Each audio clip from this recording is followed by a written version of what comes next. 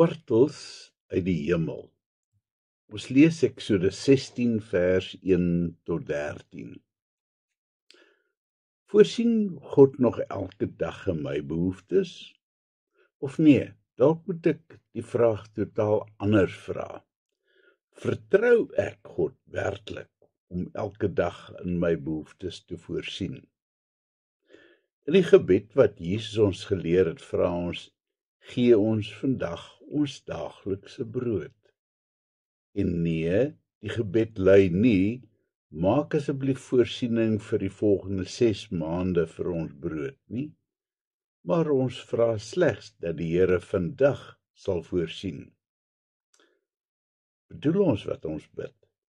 Of is dit maar net 'n rympie wat ons opsê omdat ons so geleer is, of erger nog, uit bygeloof? Dit is baie kras gestel, is dit nie? Maar die Israeliete moes leer van die Here se voorsiening elke dag. En dit het gepaard gegaan daarmee om gehoorsaamheid aan te leer. Maar kom ons begin voor. Gister het ons gesien hoe dat die Israeliete mor en kla en kerm, eers oor water en nou omdat hulle kos opgeraak het. Hulle dink terug aan die vleispotte van Egipte en dan vergeet hulle gerieflikheidshalwe van die dwangarbeid en die slawerny en die geniepsige sweep van die slawedrywers.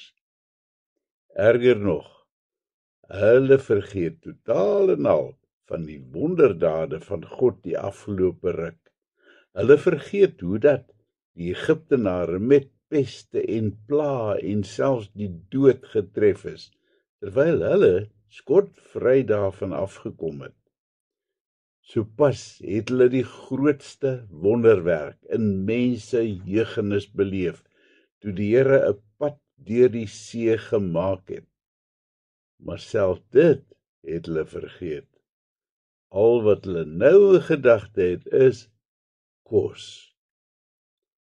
Die Here het geluister na Israel se jeremiades en dan sê hy vir Moses dat hy vir die volk kos sal laat reën uit die hemel. Nie maar net eenmalig nie, maar elke dag. Maar hierdie sal ook weer dien om die volk te leer wat gehoorsaamheid beteken. Hulle moet die kos optel, maar hulle mag net genoeg vat vir 1 dag op 'n slag. Maar dan hoor ons ook vir die eerste keer dat die Here 'n rusdag vir hulle beplan. Op die 6de dag moet hulle dubbel soveel van die kos optel, want op die 7de dag sal daar niks wees nie, want hulle moet dan rus. Moses roep daarna die volk bymekaar en Moses maak dit vir hulle baie duidelik dat hierdie versetaksie van hulle baie verkeerd is. As dit maar net verset was teen hom en Aaron, was dit niks. Maar hulle het in opstand gekom teen die Here God. Maar ten spyte daarvan sal die Here hulle steeds versorg. Vanaand sal julle besef dat dit die Here is wat julle uit Egipte bevry het, sê Moses vir hulle. Wat gaan vanaand gebeur, wonder die Israeliete? Gaan God ons straf? Maar hulle het nooit kon droom op watter asemrowende wyse hy sou optree nie. Moses het egter nog nie klaar gepraat nie. As hulle gedink het vanaand se gebeurtenis is groot, dan sou hulle môreoggend totaal stom geslaan wees. En dan, terwyl die hele volk voor Moses en Aaron staan, word hulle bewus van iets wat agter hulle besig is om te gebeur. As die volk omkyk, sien hulle hoe die wolk stadig voor hulle oë verander en 'n goddelike glans kry. Stom geslaan aanskou hulle die almagtige teenwoordigheid van God helder en duidelik in die wolk. As daar nog enige twyfel was oor God, dan is dit nou hier finaal uit die weg geruim. Wie kan nog twyfel na so 'n verskynsel? Hierna is hulle uitmekaar, elkeen na sy eie slaapplekkie toe. Hierdie verskynsel in die wolk is op almal se lippe.